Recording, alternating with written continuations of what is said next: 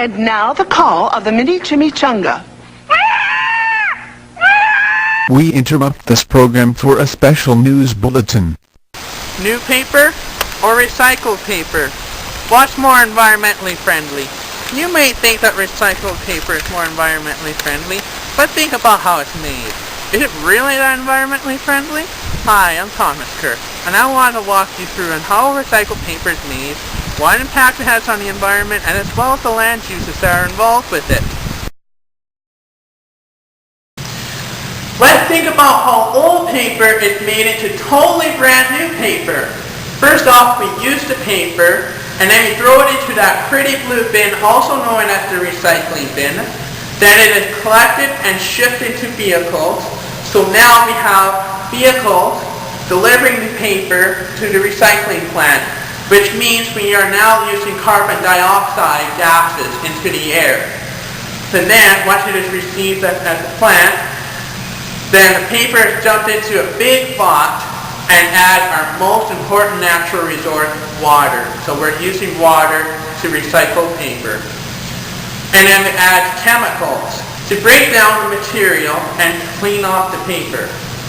So then we go through a special de-inking process. A detergent is added to the paper, and the printing ink on the paper is released in foam, and we clean off the foam from the top, and now we have clean paper.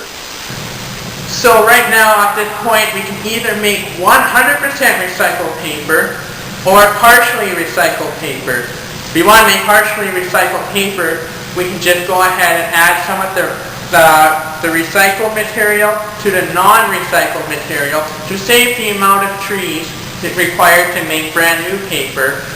Then it goes through the same process as if we were making non-recycled paper. That involves going through a fast-moving chain to drain the water. Then it is dried going through a special felt and heated rollers, which then forms the sheets of paper. The paper is packaged in more paper.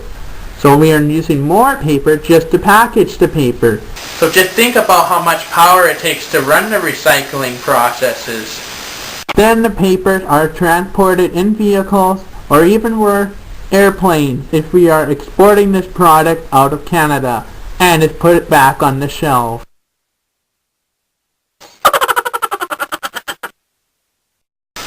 So we use the paper, and where will it go again? That's right, back into the recycling bin. Unless you're ignorant and you like to waste paper. So let's think about what happens to the land, or what we like to call Earth. The first thing that probably comes to your mind is the forest. What impact does recycling paper have on the forest? Well, we know that recycling paper means that the resources are already there, and we don't have to cut any trees down to make new paper. This means fewer trees are cut and less disturbance on the forest ecosystem. So less reforestation is required after harvesting, and the roads required to harvest trees are kept down. Or if we are making partially recycled paper, that means fewer trees are needed to make brand new paper.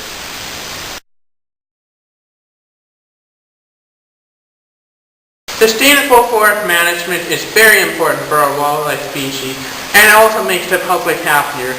But of course we can't win everyone's hearts. People love the beauty of the trees, and they know that it's a home to wildlife. Trees provide us oxygen and absorb carbon dioxide in the air to help fight global warming. Trees give us homes as well as paper and provides us furniture for luxurious living.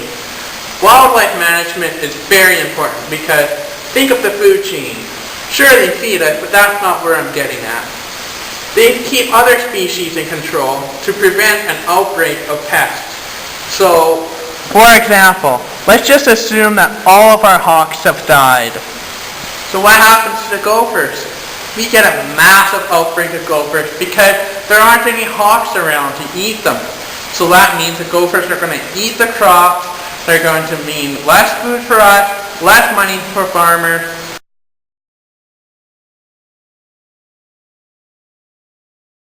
First, let's take a moment to discuss who administrates the forest in Ontario.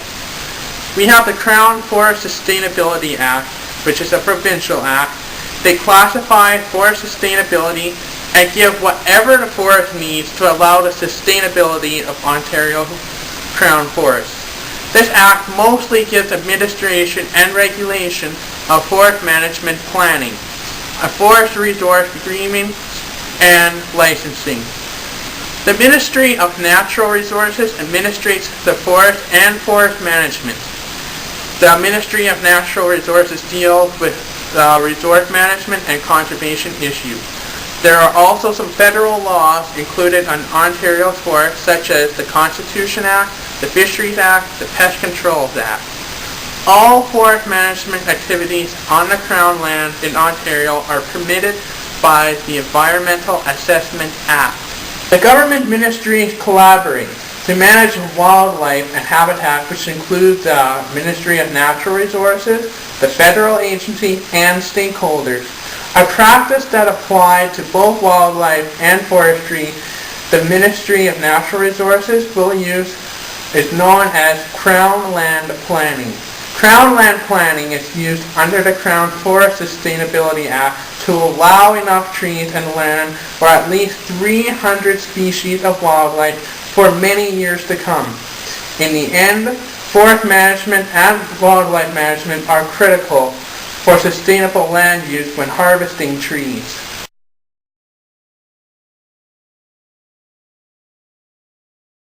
There are a number of issues in British Columbia in regards to forestry, such as the invasion of the mountain pine beetle, which is reducing the timber value because it occupies live trees. And however, it is causing a lot of problems in lodgepole pine stand forests, and it is wiping them out.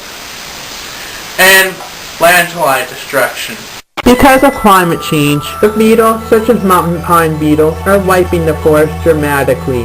The beetles are host of lodgepole pine trees and is causing a dramatic reduction in the timber value. They are trying to control it by using prescribed fires.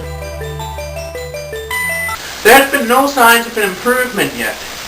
However, by 2016, they are predicting that 80% of lodgepole forests will be dead or dying. Landslides are caused by heavy rain and snow on poorly made roads and dumps the silt into streams and damages the watershed.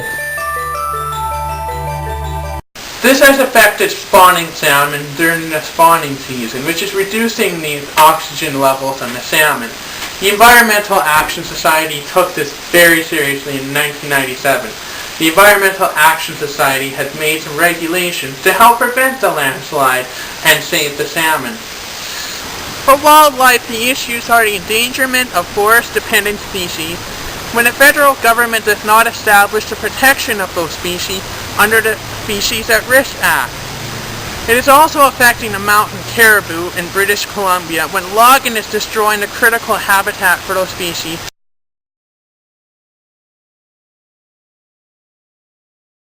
Conflicts with forestry is a reduction in aesthetic value, habitat loss, and soil disturbance. For wildlife, the conflict is money. Non-government organizations need money in order to manage wildlife. Lastly, there is poor timber management. Sometimes people are ignorant and just go straight for profit with no consideration of habitat management for forest-dependent species.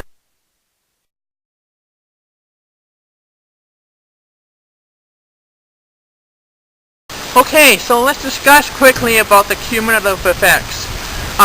The cumulative effect on forestry is the ever-expanding agriculture.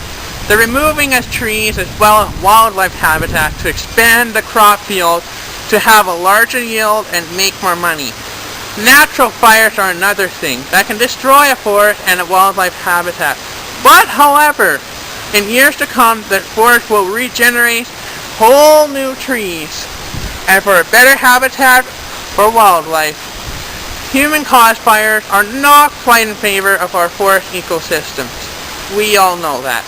Pesticide and herbicide use is a concern in regards to agriculture or even forestry to control insects such as bark beetles and diseases.